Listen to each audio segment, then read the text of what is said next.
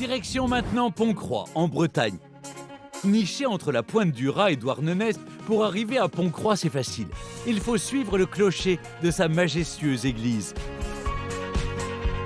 Cette petite cité est un condensé d'histoire, de tradition et surtout de convivialité, avec ses habitants si attachés à leur patrimoine.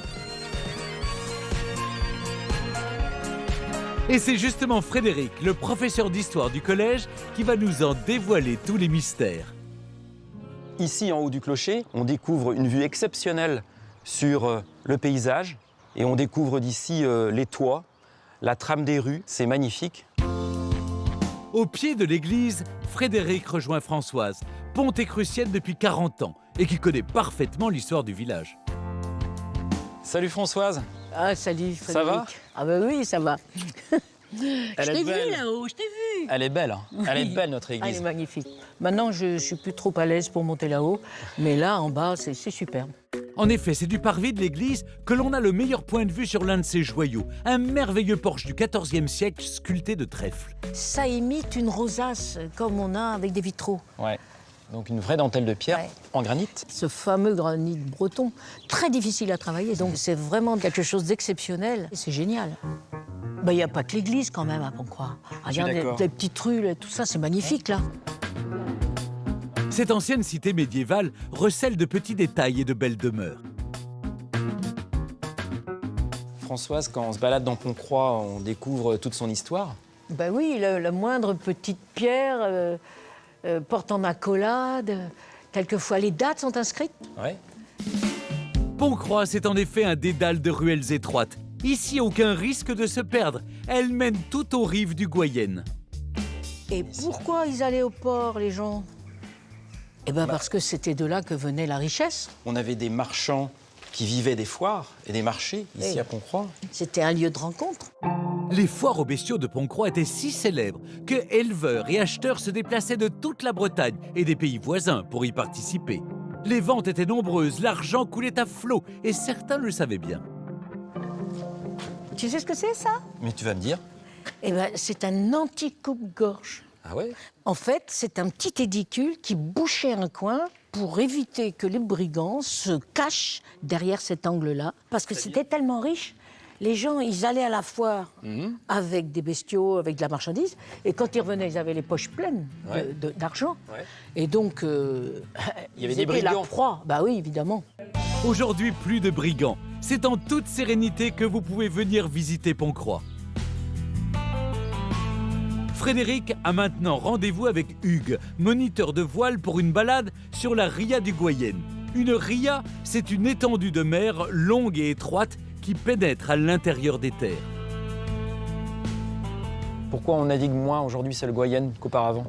Alors, il y a plein de facteurs, hein, mais déjà, le premier facteur, c'est qu'une ria a tendance naturellement à s'ensabler. Donc, c'est de plus en plus difficile de remonter le Goyenne à la voile. À cause de cet ensablement, petit à petit, les navires marchands n'arrivent plus jusqu'au village pour débarquer leurs marchandises. Au début du XXe siècle, l'activité maritime du village s'arrête. On surnomme alors Pont-Croix la Belle Endormie. Par contre, quand on n'a pas des impératifs commerciaux et qu'on n'a que des impératifs comme nous deux, De plaisance. de plaisance, alors là, c'est super. Heureusement, depuis quelques années, la Belle Endormie s'est réveillée. Salut les loulous! Ça va? Grâce à des villageois dynamiques et désireux de redonner vie à leur village, y compris les plus jeunes d'entre eux.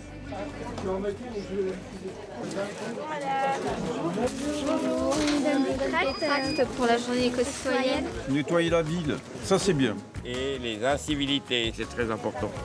Ça commence par là. Merci. Merci.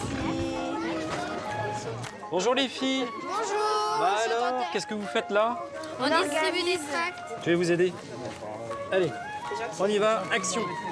Super, merci Lilou. Allez, bonne journée, au revoir.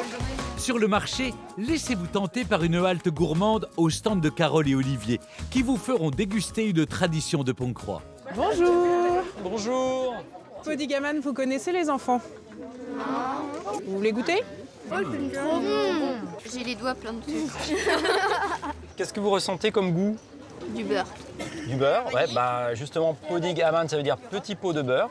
De l'inévitable beurre breton, de la vanille, du lait et des œufs, le podigaman, c'est une délicieuse pâte sucrée entre le phare et le flan. Vous en avez sûrement pas mangé parce qu'en fait, ça fait plus de 40 ans que c'était plus dans les pâtisseries à Pont-Croix. Parce qu'en fait, à la base, c'est vraiment une spécialité de Pont-Croix. Et en fait, du coup, c'est les clients qui nous ont demandé si on ne pouvait pas en refaire parce qu'ils appréciaient à l'époque. C'est une renaissance en quelque sorte Complètement. d'un gâteau qui était oublié. Ah oui, complètement. Merci. Et faire revivre les traditions, les Pontécruciens adorent ça. Tous les ans, le village se plonge dans l'authentique ambiance des foires aux bestiaux qui ont fait sa réputation. Ah, bravo, hein. C'était encore formidable. Formidable. Vous avez connu les dernières foires Ah oui, oui. dans les années 60? Nous, on était gamins et puis à l'époque, on n'avait pas école le jeudi. Alors notre fierté, c'est d'aller à la foire de Pont-Croix avec les grands-parents. C'est une fierté pour nous aussi de reconstituer un peu tout ce qui s'est passé dans le temps. C'est vrai que les gens qui viennent visiter Pont-Croix, il faut qu'ils visitent ça. Lors de votre visite de Pont-Croix, cap sur l'église Notre-Dame de Roscudon et sa dentelle de granit.